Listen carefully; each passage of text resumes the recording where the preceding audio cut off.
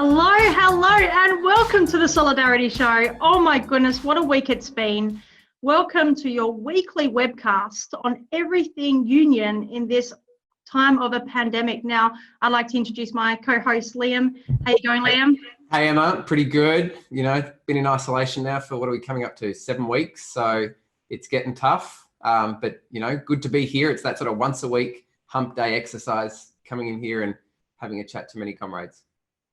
We've got a big bill on tonight. Liam, take us through who we've got on the line. Well, we do, and indeed you probably can already see, we have a very special guest, a Aussie, we still call her an Aussie, a former teacher as well, and now the current global head of the trade union movement. We've got Sharan Burrow, and Michelle's going to be up next to interview Sharan and hear what's happening with workers all over the world who are dealing with COVID, and not just share our own experiences with her, but indeed hear what's happening all across the world in relation to this crisis. I want to start by also acknowledging traditional owners on the land on which we meet and pay my respects to elders past and present right throughout the country, because we are meeting literally in all corners of Australia, and indeed, as Sharon's here as well, across the world. So acknowledgement to them. But it is a big night, and we're really looking forward to getting into it. And we're going to pass on to Michelle, who is here at the moment. Thanks, Liam. Thanks, Emma. And hi, comrades. What an honour to be with you all tonight live, and also to get to interview my sister, Sharan Burrow, who's joined us all the way from Brussels.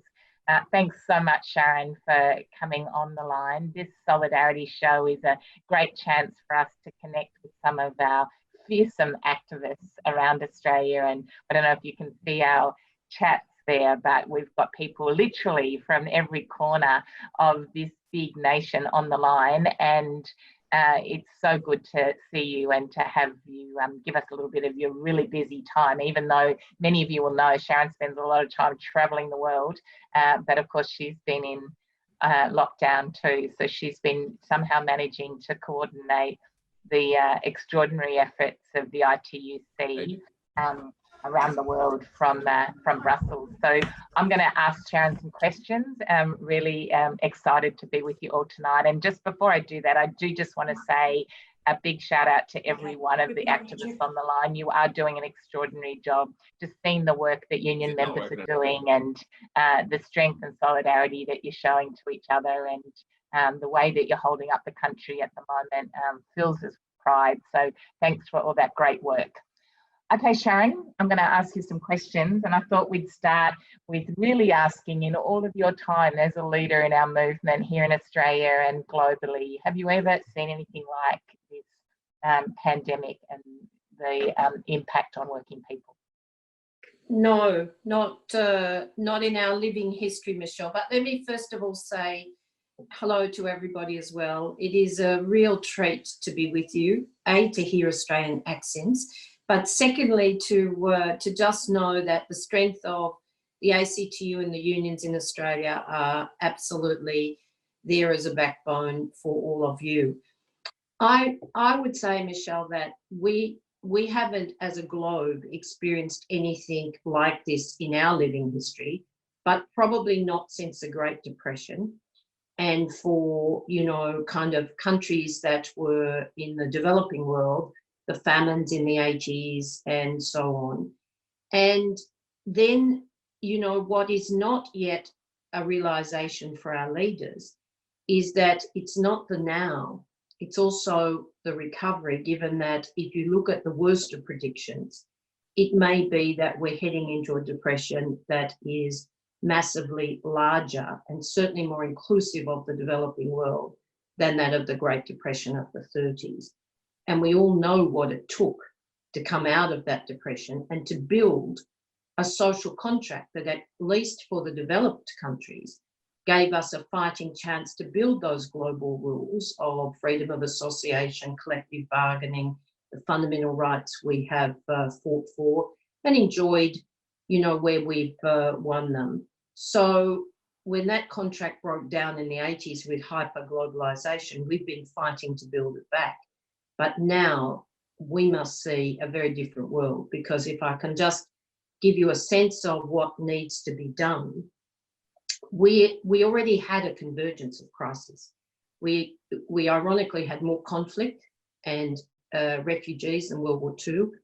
It was just not united in the same way as the world wars. We have a crisis of inequality, and of course that's been a massive risk to the global economy as well as to individuals. So it's been within and between countries. We also, and that means a trading system that is just not functioning in the most optimum way, in a fair way. We have women on every indicator, progress for women has stalled, and we have a climate emergency. Now, we have to put all of those things together in the face of both the opportunities and the risks of technology, and now the recovery from COVID-19. We can't come out of this with the same framework of economy or society in terms of social protection that we went into it with. Sharan, could you give us a bit of a sense about how the coronavirus is impacting on workers in different parts of the world? Is it really similar, or do you see big differences depending on the countries that you look at? Well, you see the huge curves in Europe and the US, absolutely horrific in terms of the numbers of people who are dying. We're now up to about 200,000 deaths or more in the last few days. But 80% of the world's been impacted, and in terms of lockdown, in terms of risk of infection. The epidemiologists are very worried from the WHO that the curve has not yet peaked in many countries and that we could have a second wave. Now, there's no evidence that cold weather makes the virus more prevalent, but if you look at flu and other areas, then the waves go through when people are more vulnerable in the winter months. So we are very worried about developing countries. In Africa, Latin America, Asia, we not only are risking now some 200 million jobs or full-time equivalent hours, that's massive. That's in the direct employment world. Remember, 60% of the world's workforce are working informally. And so we also risk up to about 250 million people facing starvation. So many of our unions are actually delivering with governments and other NGOs food packages. And of course, there's no social protection. So one of our big fights, Michele, is to say, and I'm so proud of what you've managed to achieve to expand the social protection floor, breaking that New Start nexus. I know that you've still got to kind of get it to an equal status between categories of workers, but we have to fight to retain some of these social protection wins. But imagine that you have 70% of the world's people who have no or totally inadequate social protection. And so our big fight at the moment, because things are so desperate, particularly not just in informal work, but some of those sectors, Michele, you fought for globally, in the textile and garment industries, non-essential supply chains are collapsing. So we need social protection. We need a global fund for social protection. And what really pisses me off, technical term, is that even countries who've actually done very well in their own countries are not thinking beyond their borders. And it would take a mere 35 billion in a $10 trillion spend to provide basic social protection for the poorest 28% of countries. Every dollar after that, 100 billion, still a trickle of 10 trillion, and we may spend 20 trillion before we come out of this. And that would provide social protection for not just the poorest countries, but part payment for the deficits in lower to middle income countries. And it would build a basic economy that would allow the rest of us to actually see, a global equality being built back. But no, we won't give up though, Michele. We never give up, Sharan, we do never give up. And I don't know if you've got a perspective on this, but do you have a sense of how Australia's comparing internationally in terms of what's happening with what we're doing in the union movement here, and how is that similar to what others are trying to do around the world?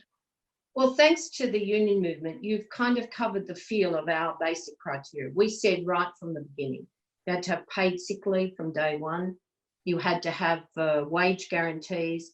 You had to have income support, because even in our own countries, many workers are effectively informal. The platform businesses, the freelancers, the dependent contractors, so-called, and self-employed, of course. But when you looked at building income support, we also said you had to have universal access to health, and you had to be sure that the social protection floor was there, so workers' compensation and so on. You've done that. You've fought it gradually. I've been very proud of watching you, but you've actually pulled off most of that, and I know you are still looking at gaps to secure.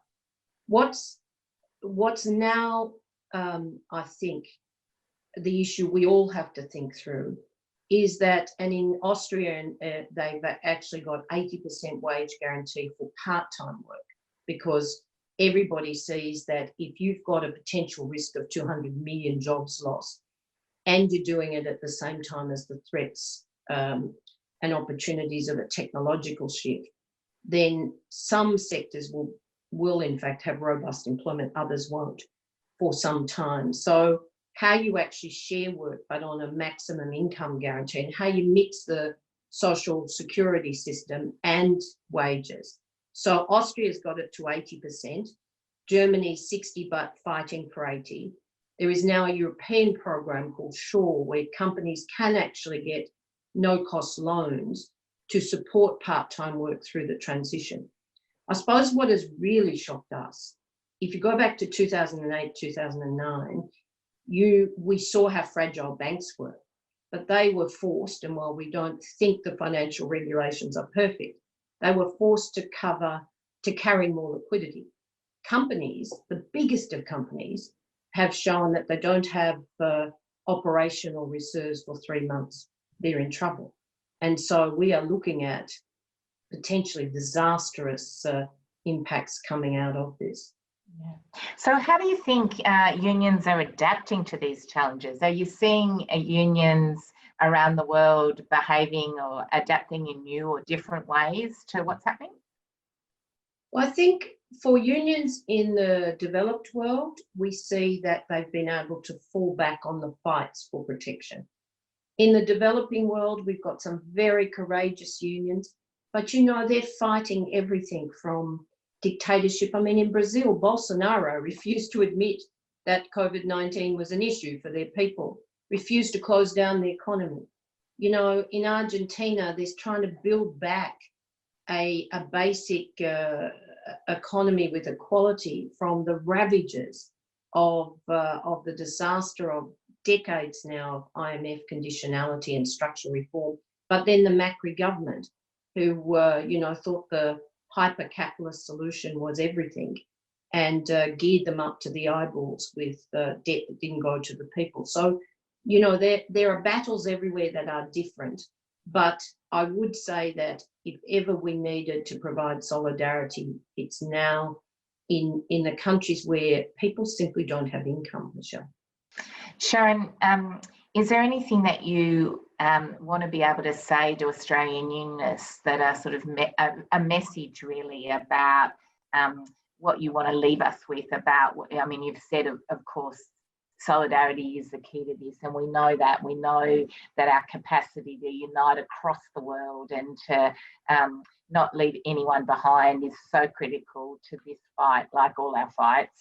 But I just want to ask you, is there a message that you'd like to give Australian unionists and that you'd like us to hear? And of course, I want to mention that, you know, we're very, very close to May Day, so it's an appropriate time too to sort of hear what your message is leading up to May Day this week. Well, first of all, unions are the antidote to all crises, but to this one in particular, because it's actually about people. If you look at the 2008-9 crisis, then it was about the speculative financial economy, and it impacted on us, yes. And we were involved in, making sure recovery was inclusive. But this is very different. This is centered in the world of people, and we're living through an act of solidarity we've never, ever seen on a global scale. Staying home, giving up civic freedoms to save lives. There are risks in that, of course, because some of our more authoritarian governments and dictators will not lift some of the restrictions, and we'll have to fight that. But for the minute, you have to be proud of people. But our capacity to argue an inclusive narrative in recovery and recovery that is resilient now across all of those crisis areas, because this won't be the end of it. And so we've structured yesterday, I'm so proud of you all. Yesterday was brilliant. The International Workers' Memorial Day, you know, around the world, when you saw people absolutely fighting for the fundamentals of not just inclusion of occupational safety as a fundamental standard, but stopping the pandemic in your own countries, fighting for it to be recognised as an occupational disease, all of those things, just brilliant. But then we have, of course, May Day, and this is about recognising and saluting those frontline workers, because they are mostly women, they are mostly the low paid, and that tells us everything, who's really vital when the chips are down in our societies. But we need to focus on what it is that we will demand in recovery that goes back to the fundamentals of jobs, full employment, incomes on which you can live with dignity, the collective bargaining rights of shared prosperity, and many other areas related to decent work. But also, we can't forget social protection, and we cannot forget that you know, we have to deal with the climate emergency as well.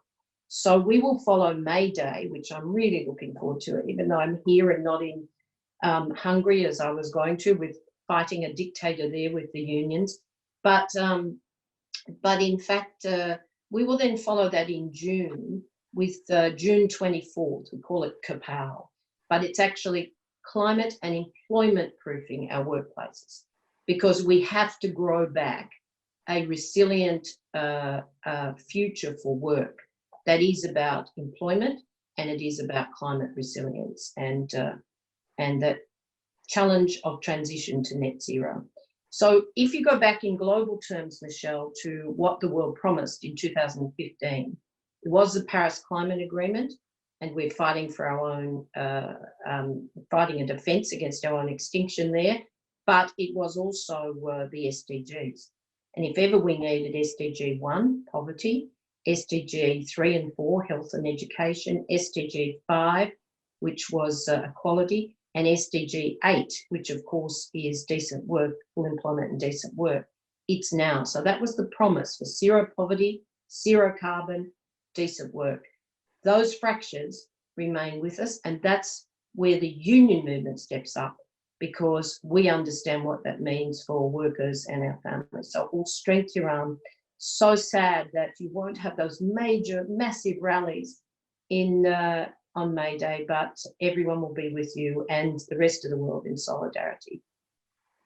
Sharan, it's been such a great privilege to have you join us tonight. And I just want to say to everybody, before I say a couple of more words to Sharan, that this is giving you a taste. We actually have, Sharan has really generously agreed to spend a longer period of time with us, where we're going to have a seminar on the 6th of May at 4 o'clock, which is not very long away at all, where we're going to have Sharan joined by some of the leaders in the Asia Pacific region, who are going to be talking about building power and organising in the time of the pandemic. So we really want to focus on what are the things we can do to connect workers, organise workers, build power and solidarity in amongst the time of the coronavirus. So just a little taste of Sharan's insights tonight has been great, but if you want to join us on the 6th of May at 4 o'clock, you'll get a chance to hear from Sharan again, and also some of those other people in Asia Pacific,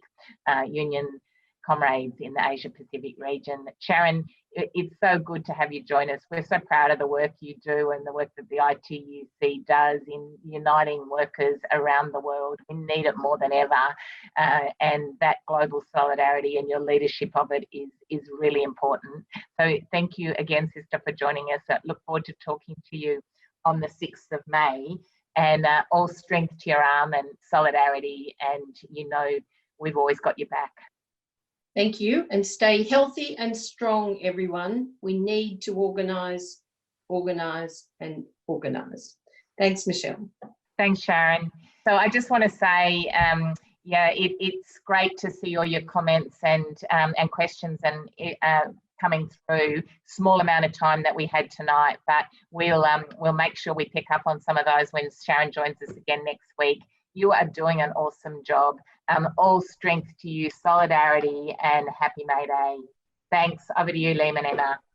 Thanks, Michelle, and thanks, Sharon. What a privilege to have the head of the ITUC, someone who represents hundreds of millions of workers around the world, donating her time to speak to us today about what's going on. So thanks to you, thanks to Michelle. And look, like I said, there is a lot on this show tonight. We've obviously heard from Michelle. We've got our regular segment coming up in a minute to hear from Francis about all the culture, books and TV and everything else you're doing whilst you're in lockdown and other things.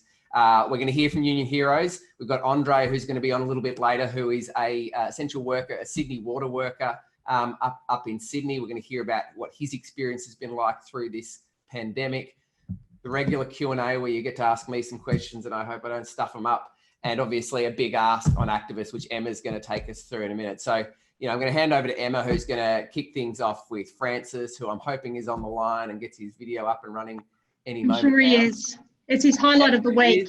There he is in his regular spot, all ready to go. How are you, Francis? Hey, Liam. Hey, Emma. How you all doing? Happy May Day to you. That was great to hear from Sharon as well. Such important messages as we navigate our way through what has been an extraordinary and challenging time. Absolutely, Francis, absolutely. And I can't believe how quick this has come around. But this is our weekly moment where you take us through what we should be reading, what we should be watching, and what we should be listening to. So, Francis, tell me. Taking his advice too. I started watching the Michael Jordan thing. That's pretty good. I got to say, I couldn't really do. I think that was a bit hard, but it's pretty. Well, if you like that, Liam, what I'm watching next week. Well, we like that. This is something completely different, but I'm a big music fan. And this great series at the moment on SBS Viceland. SBS Viceland, I've got to say, as a reservoir of culture and ideas and alternative ideas and dangerous ideas and news, is an absolute goldmine. And you don't have to watch it live because what SBS have done, fantastic. It's all free. They don't pay for it. But their on-demand streaming stuff is superb, and you can't get lost for hours and hours and hours. But one thing that they've started 2 weeks ago, which is also available on demand and for free, is a magnificent 4-part documentary series on the history of punk rock. Now, I'm going to try this and share my screen and see if I can find it for you and play you the trailer. If I can find it for you. I think I've lost it, which is a shame. But it is.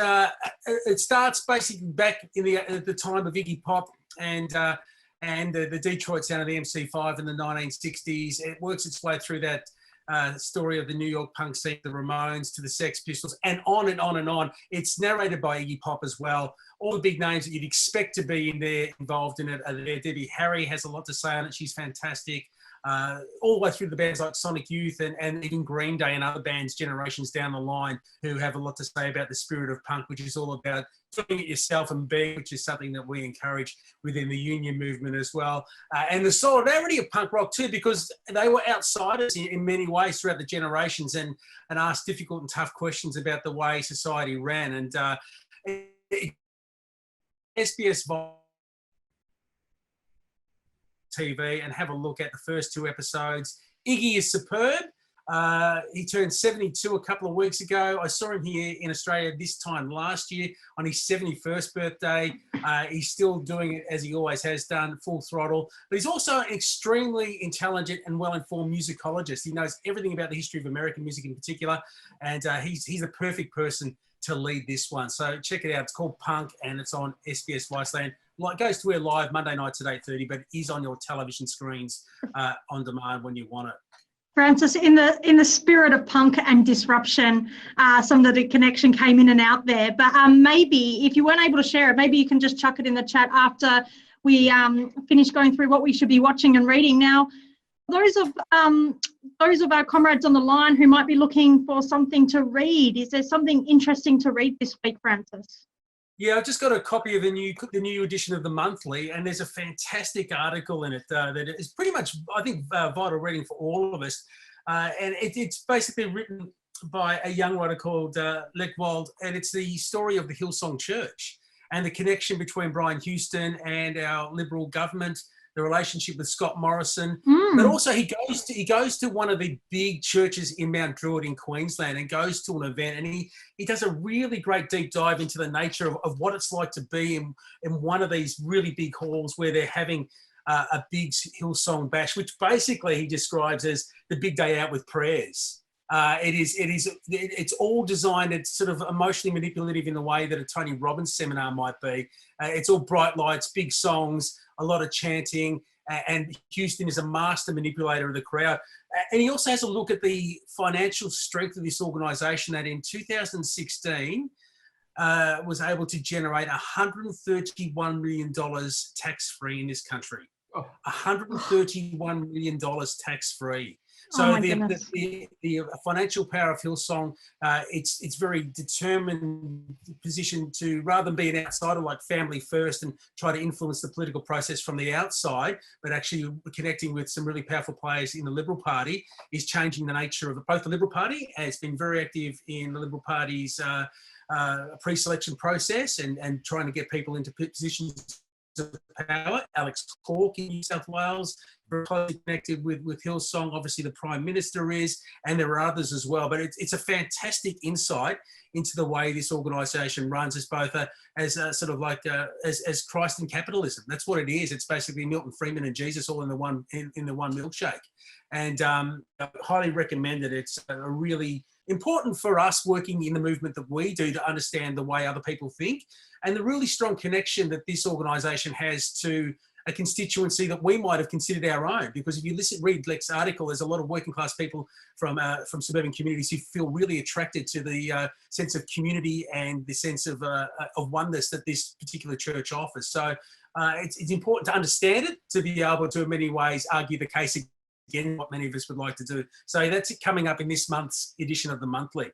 Well, you've got some people talking on the chat line. Our viewers are going, hitting that chat box. Sharon from Grafton is $131 million. Tax-free. Yeah. $131 million. Sharon from Grafton is trying to push everybody to read it too, Francis. Don't you worry. So finally, what should we be listening to this week, mate? So many great podcasts around. There's a really fine one if you like your Australian history. It's called Forgotten Australia. It's put together by a writer and historian in Sydney by the name of Michael Adams. He's about 64 episodes into it at the moment. There's a really, at the very start of the feed, if you go through it, there's a great one on Sydney during the Spanish flu epidemic. He does a fantastic podcast history on that and what it was like to live through the flu epidemic in 1918, 1919. But his current series that he's just started is called Australia's Red Year, and it's about 1932. And there were 4 very sensational and big news murders in Sydney at the time. But it's a great ripping yarn that takes you to the world of Jack Lang. It takes you to the Blackguard, that fascist organisation that was big in Sydney at the time, to the Harbour Bridge being opened, to the Great Depression. And it just gives you a sense of Sydney in 1932 and the characters that were powerful and important then. So he sells it as the Australian history they didn't teach you in schools. And I love it. Like, I've just eaten this thing up all week while I've been listening to these tales. So it's called Forgotten Australia. And if you like your Australian history, I reckon it's a really good one for you. So check that one out. And just before I go, it is May Day on Friday, and it is wear your union t-shirt to work day. This is not a union t-shirt, but I will have one on. Yeah, Liam is the ACTU shop too. Liam's unlikely to take that off before Friday. We're encouraging everybody to wear their union t-shirt and take a photo of yourself and post it on your socials on Friday as part of our celebration of May Day. Because you asked, Francis, I will do it. Because you asked. Thank you very much. In flying form, Francis, this evening. We'll see you next week. See you guys. Oh my! So now we're going to hit the chat box, everybody. It is time to ask your hard-hitting questions to Assistant Secretary Liam. I just encourage everybody, when you're on that chat box, to use the drop down to select everyone or all panelists and all participants, so that your contributions, your chat and your questions go to everyone. Now, Liam, over to you with a bit of an update. Yeah, look, I think before we get into the questions, and I've seen some great questions coming through on the chat already. Don't ask me about punk or Hillsong. Keep them focused on COVID, industrial relations generally. Health and safety is a sort of safe ground for me. If you want to interest me in some sport, maybe. But it has been a big week. I mean, we say this every week, but really this has been a big week. And I really want to reflect first on something that Sharon spoke about, an event that was this week, indeed yesterday, which was International Workers' Memorial Day, which is the day every year that we pay tribute to those that have fallen, where we fight for those that are still alive and honour those that have passed away. And it's important to note in Australia, every year we lose on average 200 working people in workplace deaths every year. That doesn't count the 5,000 on average that will die from diseases that are caused by work. So far up to April, the start of April, we have lost 63 Australians. We are actually on track to beat previous years by a long way in this country, and it's very disturbing given that so much of the economy has been shut down for periods of time. We've had some very shocking instances of workplace fatalities. So I think it's important that we reflect on that this week. And I know many people on the line and comrades across the country did a lot of work yesterday to honour those that have fallen in workplaces. So I think that's important to acknowledge. But it has also been a big week in terms of just general what's going on with this coronavirus. And obviously this week, the first dollars and cents rolled out from the federal government in relation to the economic support packages, despite the fact that many of these were announced, nearly 2 months ago in some cases, with the doubling of what is now called Job Seeker. It is only really this week that we're starting to see this money flow through. And that's been very hard for millions of Australians who have had to make ends meet in terms of Job Seeker and JobKeeper. We also learnt this week that in terms of JobKeeper applications, we've had 500,000 businesses register close to 3 million workers. This is good. It's a big number, but it is half of what the government had been talking about in terms of the numbers that they had expected to be enrolling here. And this is a problem. This is a big problem because we're hearing it every day that there are businesses that are eligible that are not putting applications in for workers. And we need to put pressure on those businesses to make sure that every worker that is entitled to get this gets it, because on May 1, those payments start flowing to businesses. It's important also to start bringing to light some of the scams that we've heard about. And we've been getting a lot of those calls in through our call centre and indeed through unions and trades and labour councils throughout the country. We know that there are companies out there that are putting pressure on workers to do things that are not lawful. We know there are companies out there that are doing things that are outright illegal. But it's also important this week to acknowledge that actually when it comes to JobKeeper, this package is still falling far short of where it needs to be. There is still, over 1 million casuals who are not covered by this, workers who have been casual for less than 12 months. We know that temporary migrants are not being covered by this. And they are in a particularly precarious situation because they can't access the necessary social support. They can't return home because borders are closed. And indeed, some of the countries that they'd be returning home to are not safe either. So that's a really other important part. And we're going to have Jim Stanford on next week to talk to us about the economic stuff. And I think it'll be really good to get his insights about how this is working in Australia, and indeed how other schemes around the world are playing out. Last week, we also had work health and safety principles announced by the National Cabinet. There was a lot of work done across the movement to make sure those were as strong as possible. And really what was important out of those is a clear obligation announced by the Prime Minister that employers are going to consult with workers and their representatives about how they control against transmission of COVID in the workplace, that employers have got to apply the most and the best possible controls in workplaces. It's not just good enough to hand out hand sanitizer and put up some posters. You've got to do everything you can to allow for social distancing, to ensure that workers don't get COVID-19. So those are really important parts. We also released some survey data that we'd conducted over the last few weeks about the experience that workers had in relation to health and safety. And what's really important out of that is nearly half of all workers are not getting the necessary PPE that they need in order to do their job. And nearly half of all workers that could social distance are not being given the opportunity to do that in their workplaces. So that's really important. That's staggering, Liam. It's really quite shocking. And we're very worried that as more and more workplaces potentially open up in the coming weeks, that number gets worse and worse. We know we've got shortages with regards to some PPE, and indeed we need to make sure that workers know what is appropriate PPE for their workplace and the work that they do. But that is a really shocking statistic. And finally, the other big thing that's been happening this week, and indeed started last week, is the administration of Virgin and the thousands of workers that really are in limbo at the moment. Michelle might have alluded to it before, but we've got a virtual mass meeting being conducted tomorrow for all the Virgin workers around the country to understand what the strategy is to make sure that their company continues on into the future. But it's really important, obviously, because tomorrow is also, and this week we'll deal with some of the administration issues there. So it has been a big week. So we're keen to get your questions on all of that and more. So I might hand it back to you, Emma, and you fire away with the ones that you've got. Geez, Liam, you've painted a picture there, and you've painted a picture that, you know, union members will need to step up and keep fighting, and there's plenty of work to be done. And you talked about Virgin there. They will be having a mass meeting tomorrow, but we all know on the line they can't do it alone. So stay tuned, because we'll be talking about what we can do to support Virgin workers as well during this time. So Liam, we might just jump into some questions now. I've got some steadily coming through, and I've been watching the chat as you've been giving us an update, but I'm also keen to make sure those questions that came through during the week over email, we get to ask. So Dean wanted to know, do the government's recent regulation changes apply to all awards and EBAs we work under? Dean works under the 1995 award. Are we still protected in our EBA? Based on what Dean said, I think the first thing to understand is this is a regulation that applies to the variation of enterprise agreements. So it's a very specific thing that can happen. As we said on last week's show, this is a disgrace. It was done without consultation, not just with the union movement, but indeed with the states. It is essentially something that the federal government is legally obliged to consult with the states, who refer their powers to the Commonwealth with regards to industrial relations, that they did not do. And unions are considering all avenues in terms of having this wound back. Importantly, though, to Dean's question, it sounds like Dean is covered by a sort of a pre-reform award, a 1995 award that may be incorporated into his agreement, or it may be something that stands alone.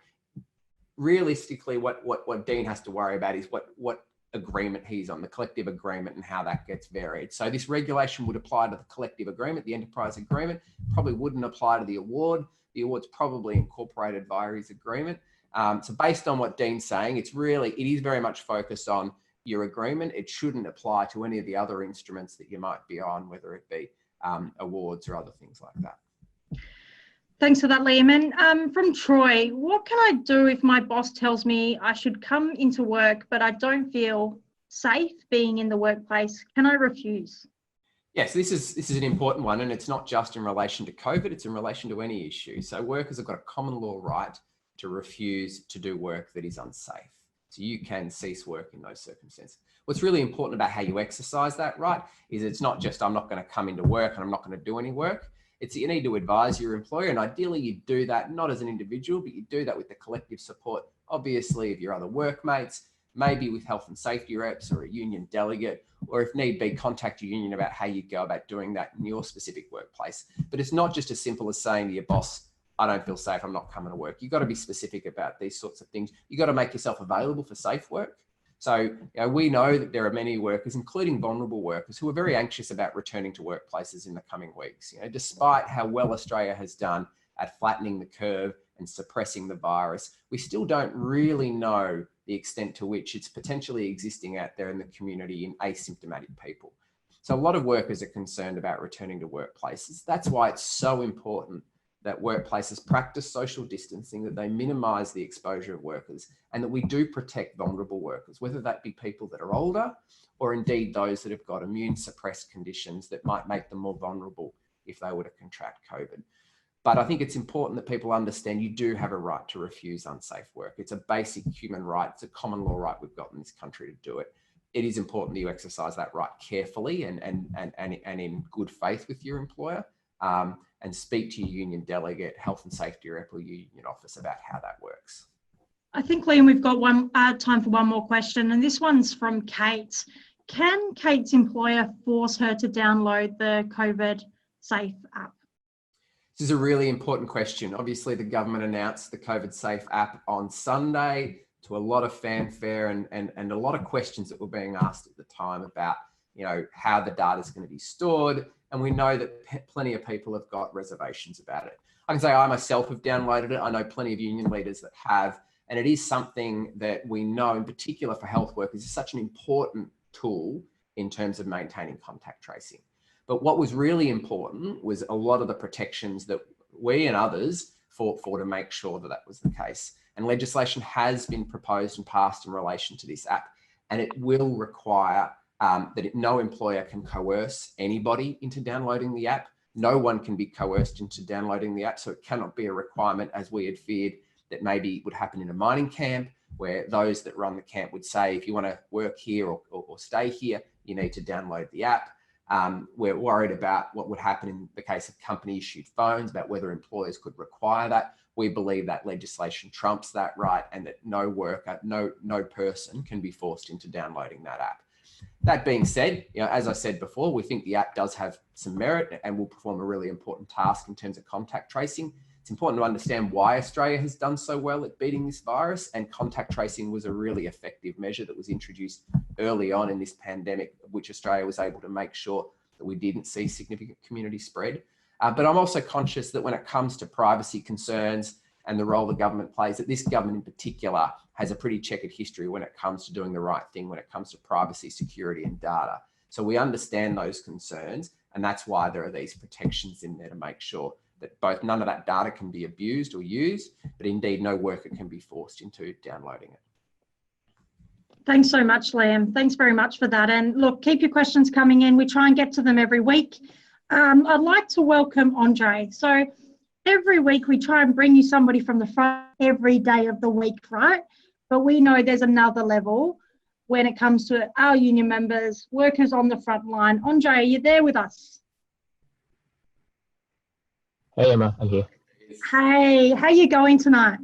I'm well, thank you. Thanks for having me, and a pleasure to join you all. Well, you are, well, welcome. It's our pleasure, absolutely. So you're at Sydney Water, you're a production officer. Tell me a little bit about your job and what it looks like right now.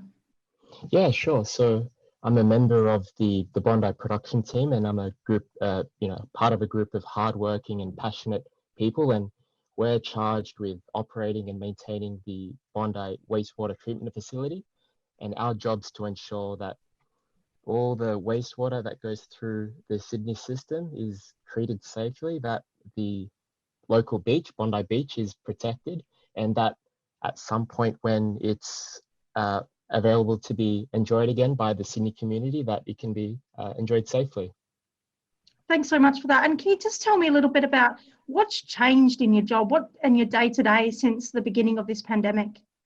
Yeah, sure. I mean, like most industries, this pandemic's been able to highlight gaps in terms of IT bandwidth. So a lot of people in our organization are having to conduct meetings and discussions remotely.